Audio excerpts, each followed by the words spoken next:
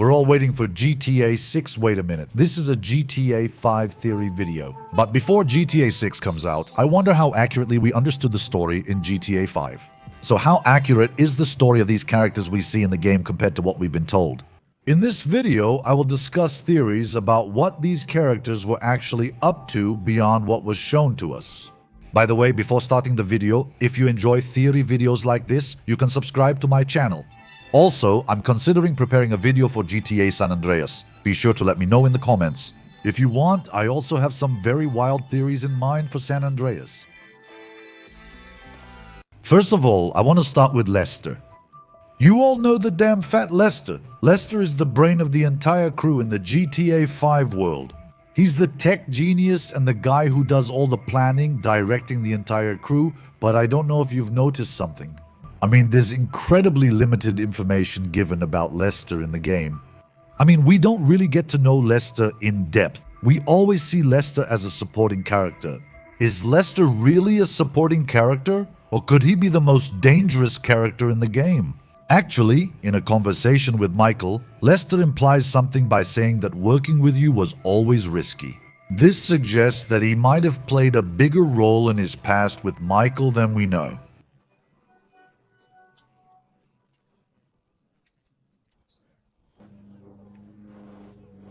Oh, you and Lester together? Oh, now that makes...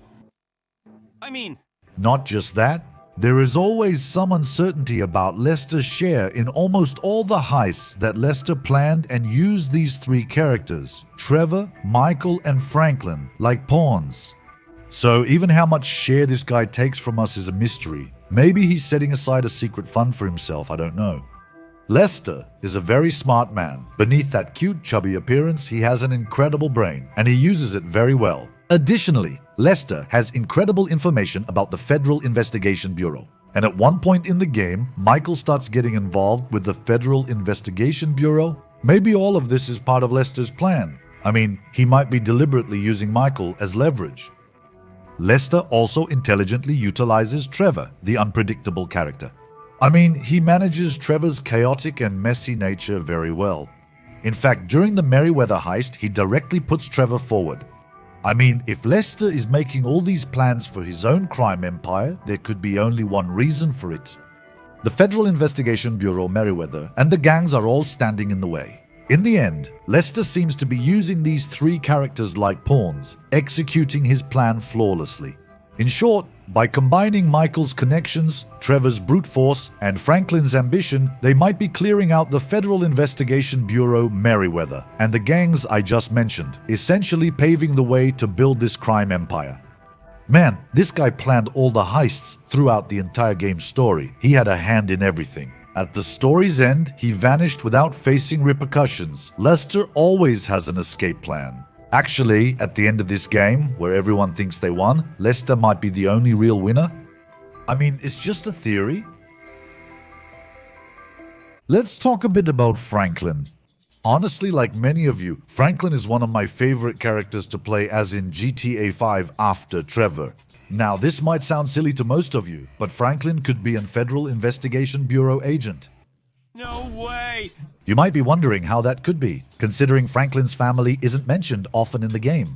So what, you might say the guy came from the streets? Alright, I get that, but Franklin rises very quickly in the GTA 5 universe. I mean, a typical street gangster quickly adapts to major heists later on. The guy doesn't even react in a crazy way. He quickly adapts and starts rising. Actually, even this can be explained by an agent's composure and ability to adapt. Maybe all the time Franklin spent on the streets was just a facade. Meeting Michael might also have been a planned mission rather than a coincidence. All of this sounds pretty ridiculous, doesn't it?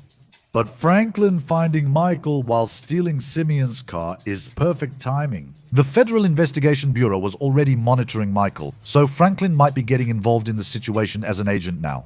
Because the Federal Investigation Bureau already knew what Michael was going to do since they were watching him. Plus, there's also the final choice in the game. Franklin is given three options: kill Trevor, kill Michael, or save everyone. It may sound crazy, but this is the biggest event that shows an agent must complete their final mission to finish the test. So, there were similar scenes in the movie Rookie, which is also amazing, and I recommend you watch it. It's kind of like an agent test, you know?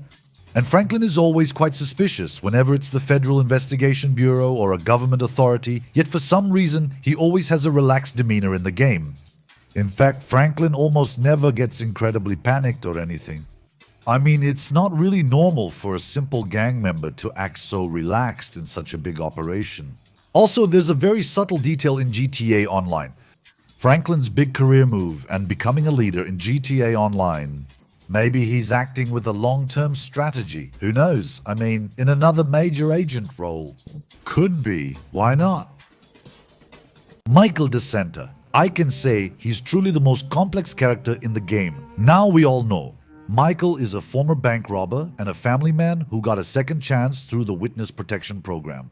But what if everything is just a lie? What if Michael, throughout the entire game, during all those adventures we had in Los Santos, is not truly free but still a fake character under the clutches of the Federal Investigation Bureau? To explain it this way, Michael, formerly known as Michael Townley, might have actually died during the Ludendorff heist at the beginning of the game. Actually, the Michael character we play might be an imposter who replaced the real Michael Townley. I mean, more like a Federal Investigation Bureau agent. If you're wondering how I came to this conclusion, it's actually because Michael is clearly seen being shot during the Ludendorff heist. This is an undeniable fact. Additionally, Dave Norton's rescue of Michael and placing him in the witness protection program happens very quickly. Maybe this could also be an excuse to replace Michael with someone new. Michael's grave is in Ludendorff, but this is never shown. This could also be part of the deception. So in the end, Michael Townley might have actually died in that heist. And the Federal Investigation Bureau might have immediately brought someone else in to take his place. Just a theory. Actually, one event that supports this theory is Trevor constantly calling Michael a fraud. So he just can't trust him.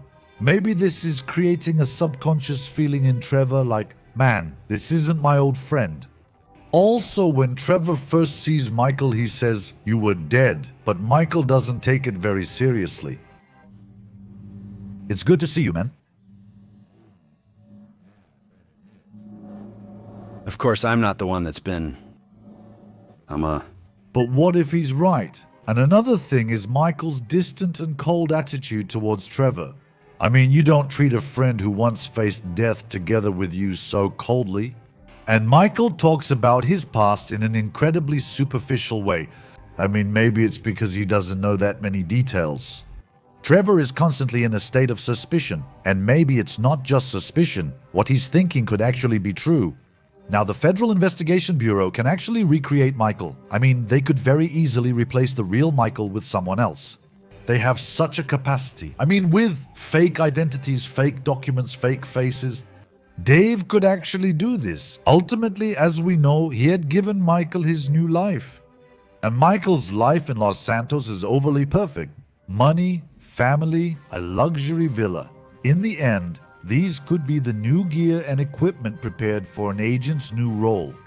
Additionally, at the end of the game, Michael returning to his normal life could be an indication that he has successfully completed his mission. So in conclusion, the Federal Investigation Bureau might have taken advantage of the real Michael Tomlin's death and replaced him with a fake Michael. In fact, Michael constantly experiences an identity crisis while talking to his therapist. Maybe it's because he knows he's not really Michael Townley. I'm stuck talking to you, a useless kid, since no one else cares. Living the dream, baby. Trevor. While talking about Michael's past, he gives some details. But Michael either doesn't remember these memories or brushes them off. This is the main reason I believe he's not the real Michael. It's so incredibly enjoyable.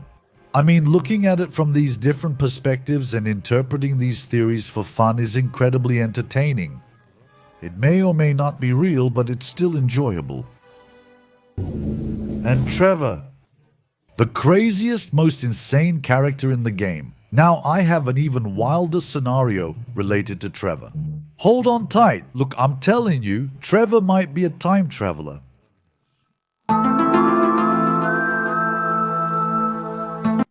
Come on, you're saying no way, right?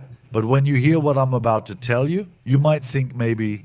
Now, when we start playing with Trevor, where do we begin? in a rural area. Subtitle 1000. Subtitle added and cartoon music. A redundant ox against technology.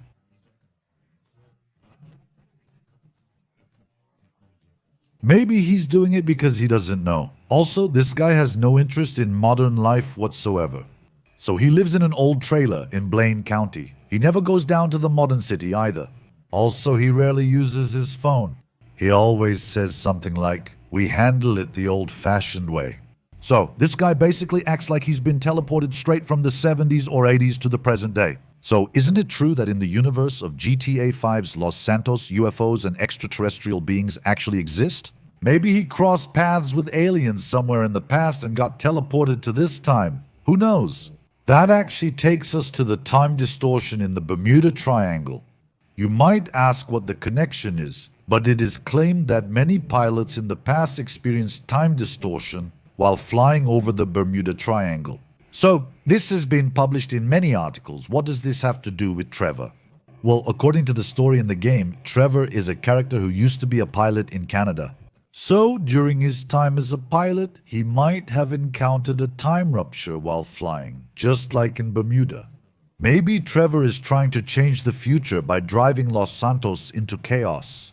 So, he's directly challenging powerful organizations like Merryweather. Maybe he's trying to prevent a future disaster or something. There's even an Easter egg about this. He says, "I am from North Youngton, baby." Maybe this North Youngton he's talking about could be a time portal. What portal? A time portal. Maybe what Trevor did, all this chaos is entirely to change the future. Who knows? Our video ends here, but coming up with such wild alternative theories is incredibly fun. I'm having so much fun, man. The accuracy of the alternatives I mentioned is of course debatable, but we're just having a bit of fun with it. I hope you all enjoyed it too, but I have a really wild theory idea with solid evidence for GTA San Andreas. If you want, don't forget to write it in the comments. You can also like the video for more. Take care of yourself. Goodbye.